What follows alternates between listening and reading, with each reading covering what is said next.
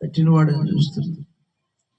ఎవరన్నా నీటిని బట్టలు మూట కట్టగలుగుతారు, కానీ ఆయన కడుతాడని సామెతల గ్రంథకర్త రాస్తా ఉన్నాడు.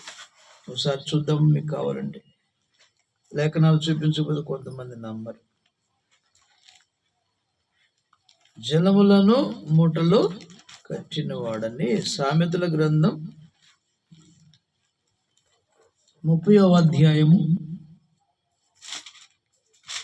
4వ వచనం. తన పిడికిళ్లలో గాలిని పట్టుకున్న వాడేవాడు, గాలిని పట్టుకుంటాడంట కూడా. ఇంకా గాలిని పట్టుకునే మనిషి ఎవరు లేరు. గాలిని తన పిడికిళ్లలో, తన చేతిలో పిడికిళ్లలో పట్టుకుంటాడా. రెండవది ఏంటంటే బట్టలో నీళ్లు మూట కట్టిన వాడేవాడు కదా. ఈ క్లాత్ లో, ఈ గుడ్డలో, బట్టలో కదా నీళ్లను మూట కట్టాడంట. ప్రియులారా, భూమి యొక్క దిక్కులను స్థాపించిన వాడేవాడు. ఆయన పేరేమో, ఆయన కుమారుని పేరేమో నీకు తెలిసి ఉన్నదా? దేవుని మాటలను పుట్టం పెట్టబడినవి, ఆయన ఆశ్రయించే వారికి ఆయన కేయడం, ఆయన మాటలతో ఏమి చేర్చకమో ఆయన నిన్ను గద్దించునేమో, అప్పుడు నీవు అబద్ధి కూడా అవుతుంటాడు. కాబట్టి ప్రియమైన, ఆకాశమునికి ఎక్కి మరల దిగిన వాడేవాడు పరిశుద్ధేవునికి వచ్చిన జ్ఞానం పొందలేదని మాట్లాడు. కాబట్టి ప్రియులరా కదా, గాలిని పిడికిళ్లలో బిగిస్తాడంట, నీటిని మూటల్లో కడతాడంట, ఆ తర్వాత భూమిని, ఆకాశమును కొల చూస్తాడంట. జానతో కొల చూచినవాడు, ఆకాశాన్ని భూమి అంతా కొలిచిన వాడంట. గొప్ప దేవుడు మన దేవుడు. ఆయన యొక్క బలం అని అర్థం. ప్రియులరా, 40వ యెషయా గ్రంథం 40వ అధ్యాయంలో 12వ వచనంలో, తన పుడిసిటిలో జలములను కొలిచిన వాడేవాడు. పుడిసిటి అంటే దోసిలేనట్టు, జలములను కొలిచాడట. ప్రియులరా, ఇంత ఉండాలని, మీరు దీనికి మీకింత పరిమాణం ఉండాలని భూమికి నిర్ణయించాడు. జలముకు కూడా ఇంత పరిమాణం ఉండాలని నిర్ణయించాడు. 40వ అధ్యాయం 12వ వచనం, యెషయా గ్రంథం 40:12. తన పుడిసిటిలో జలములను కొలిచిన వాడెవడు? జానతో ఆకాశములు కొలచూచిన వాడు. ఆకాశాలను అంట జానతో కొలిచాడు. ఆకాశము చూస్తే అంతు దొరకట్లేదు, భూమి చూస్తేనే ఎంతో. ఈ విశ్వాన్ని కొలవటానికి కానీ లెక్కించడానికి కానీ ఎవరికి చేత కావట్లేదు. ఇంకా విశ్వంలో అనంతం, ఇంకా శాస్త్రవేత్తలకు దొరకనట్టు ఇంకా అనంతం ఉందని. మన ఈ మధ్య శాస్త్రవేత్తలు ఒక దేదీప్యమానం అనే పట్టణాన్ని కనుగొన్నారని పేపర్లలో మనం చూస్తున్నాం. ఇదే పరలోక పట్టణం అని చెప్పుకుంటున్నాం. కాబట్టి ప్రియులరా, ఏమంటున్నాడు? జానతో ఆకాశములను కొలచూచిన వాడు. ఎంత బలవంతుడండి ఆయన! జాన ఎంత జాన అంటారు. అందుకే ఆయన మహాకాశములు పట్టుదలని ఆకాశాలే మహాకాశాలు ఆయన పట్టుదలవంట. ప్రియులరా, మనం ఏ పాటి వారో ఆయన్ని ప్రశ్నించడానికి, ఆయన గురించి భయంకరమైన విమర్శలు, భయంకరమైనటువంటి మాటలు పలుకుతూ ఉన్నారు. అసలు దేవదూషణ చేస్తూ ఉన్నారు ప్రజలు. తెలియనిది నీకు ఎందుకు నువ్వు ద్వేషించాలి? బైబిల్ గ్రంథంలో ఒక మాట ఉంది, పరిశుద్ధాత్మను దూషించే వారికి పాప క్షమాపణే లేదు. అంటే పరిశుద్ధ దేవుని దూషిస్తే పాప క్షమాపణ దొరకదని గ్రంథం తెలియజేస్తుంది. ఇంత గొప్ప దేవుని మీద మనం రకరకాల అభండాలు వేస్తూ ఉన్నాం. బైబిల్ గ్రంథం తప్పుదంటున్నాం కదా. బైబిల్ దేవుడు అని, అసలు బైబిల్ దేవుడు అంట ఆ పేరెంట్ బలి పెట్టుకున్నారు.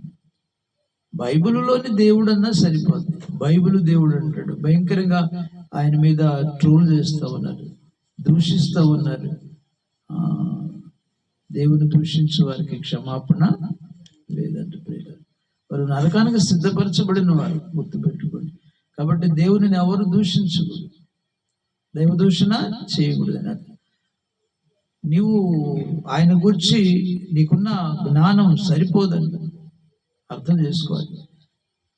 ఆయన యొక్క అనంత జ్ఞానాన్ని మనం ఎంత వెతికినా దొరకదు ప్రియులు.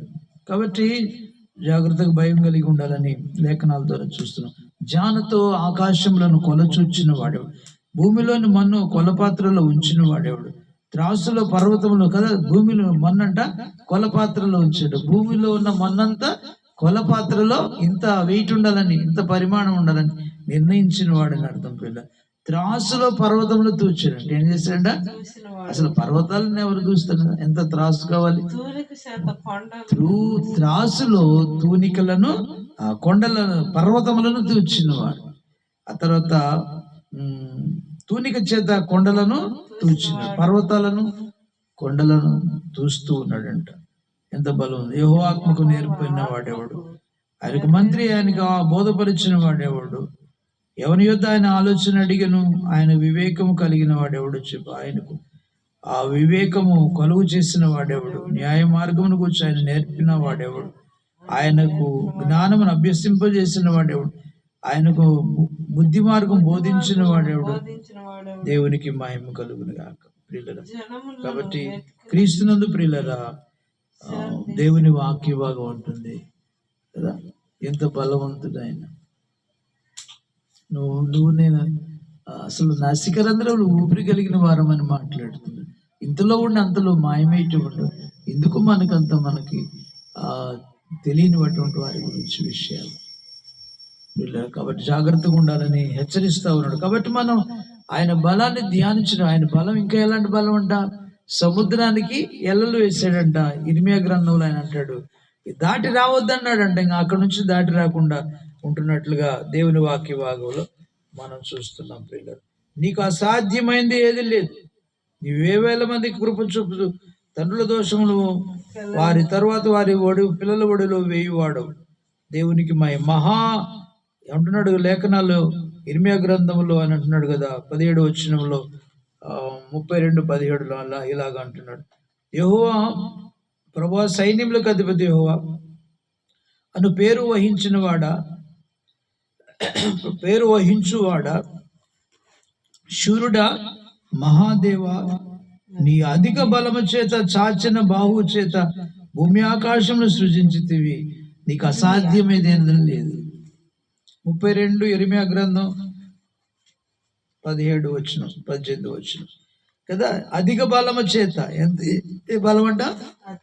అధిక బలము చేత నీవు ఏంటంట, నీ బాహు చేత ఏం చేస్తాడంట, భూమి ఆకాశములను సృజించితివి, నీకు అసాధ్యమైంది లేదు అని మాట్లాడుతున్నాడు. కాబట్టి యెహోవా సర్వశరీరకు దేవుడు, ఆయనకు అసాధ్యమైన ఏదైనా ఉండునా అని మాట్లాడుతుంది. కాబట్టి క్రీస్తునందు ప్రియమైన వాళ్ళ మరొక వచనం గమనిస్తే, ఆయన సముద్రాన్ని గురించి మాట్లాడుతూ ఉంటాడు. ఒకసారి చదువుతాం.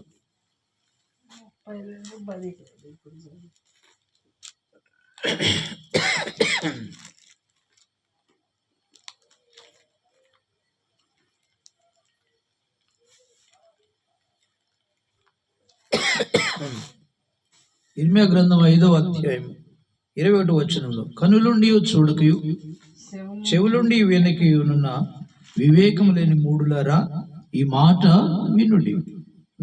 ఏమంటున్నాడు? సముద్రము దాటలేకుండానట్లు దాని తరంగములు ఎంత పొర్లినను ప్రబలలేకయు, ఎంత ఘోషించినను దాన్ని దాటలేక ఉండునట్లును, నిత్య నిర్ణయము చేత దానికి ఇసుకను సరిహద్దుగా నియమించిన నాకు మీరు భయపడరా, నా సన్నిధిని వణకరా? చూసారా? నిత్య నిర్ణయము చేత ఇసుకను సరిహద్దుగా నియమించిన నాకు మీరు భయపడరు. ఎంత సముద్రం, ఎంత ఇసుక మేటగా మరి అడ్డుగా వేయాలి, దాటకుండా ఆజ్ఞ ఇచ్చాడంట.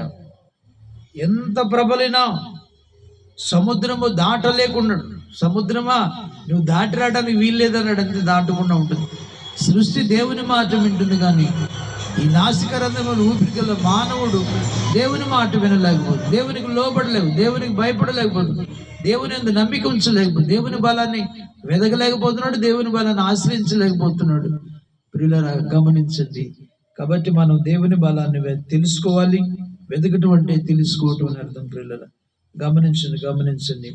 దాటకుండా దాని తరంగములు పొంగు ఆ పొర్లినను, దాని తరంగాలు సముద్ర తరంగాలు ఎంత పొర్లినా అవి ప్రబల లేక ఉన్నయు, ఎంత ఘోషించినా దాన్ని దాటలేక ఉన్నట్లు నిత్య నిర్ణయం చేత దానికి ఇసుకును సరిహద్దు నియమించిన నాకు మీరు భయపడరా అని మాట్లాడుతున్నారు.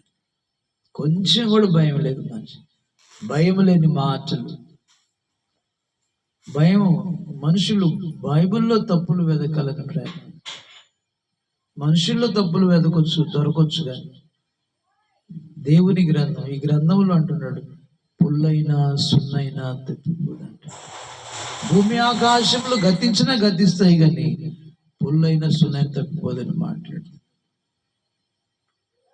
ఎంత శక్తిమంతుడు, ఎంత బలవంతుడైన దేవుడు, ఎంత భయంకరుడైన దేవుడు. సముద్రాన్ని కలుగు చేసాడు, దాన్ని దాటకుండా, తరంగములు దాటకుండా మేటను ఇసుకను హద్దుగా వేసాడు, దాన్ని అణిచివేడు, ఇక్కడ నుంచి దాటకూడదని హెచ్చరించాడు, దాటకూడదు. ప్రియులారా, కాబట్టి మనం మాత్రం దేవునికి భయపడలేకపోతున్నాం. దేవునికి స్తుతి కలుగును గాక, దేవునికి మహిమ కలుగును గాక.